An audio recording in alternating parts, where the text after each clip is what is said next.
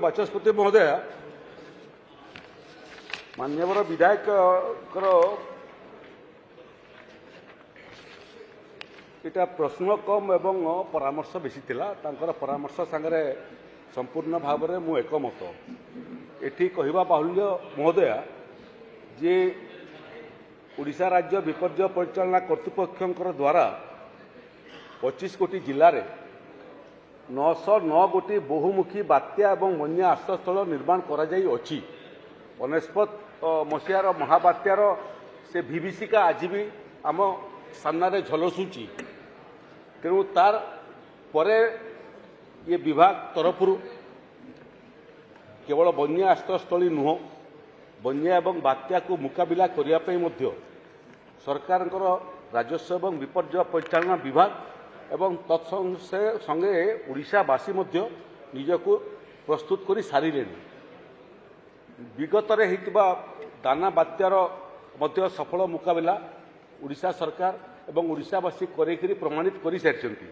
Eighty महोदय मुझे उल्लेख करने चाहे जे ये 909टा बहुमुखी बात्या और बन्या आश्रयस्थली निर्माण कराई 600 गोटी बहुमुखी बात्या आश्रयस्थली एवं 309 गोटी बहुमुखी बन्या आश्रयस्थली अटे एठी गोटे विषय महोदय मान्यवर विधायक जोटा प्रकट कर मरामतिर भी आवश्यकता अच्छी एवं विगत दाना बात्या समय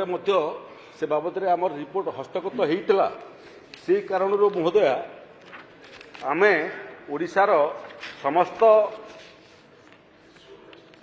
चलित वर्ष आर्थिक वर्ष महोदय 812 गोटी बहुमुखी बन्या एवं बात्या आश्रयस्थलीर मरामती आकु आसूची खरा मास आसीगला आकु वर्षा मास आसूची एवं ओडिशा तो बन्या एवं बात्यार परमानेंट एड्रेस हो प्रत्येक वर्ष आसिक पहुँची जाऊँगी तेणु आगुआ भाव में आम 812 गोटी बहुमुखी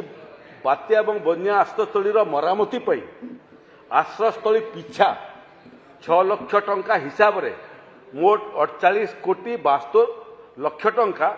जिला विभिन्न जिलार प्रशासन को आम प्रदान कर सारीचु ये काम गुड़िए जिले में आरंभ हो सारा जदि कौन निर्दिष्ट आश्रयस्थलीर अधिक भी आवश्यकता थी वर्षा मास पहुँचवा पूर्व से अर्थ आम प्रदान करके संपूर्ण रूप से ठीक ठाक करूँ ये आउ गोटे विषय मानवर सदस्य मानू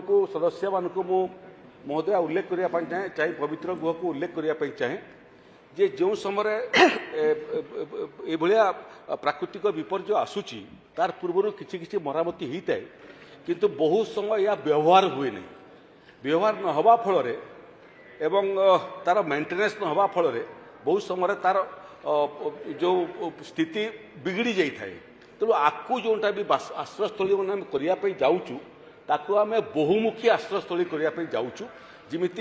प्राकृतिक विपर्य समय लोकंर आश्रय व्यवहार एवं बाकी समय साधारण लोकों व्यवहार हो पार से भाया योजना आम प्रस्तुत कर।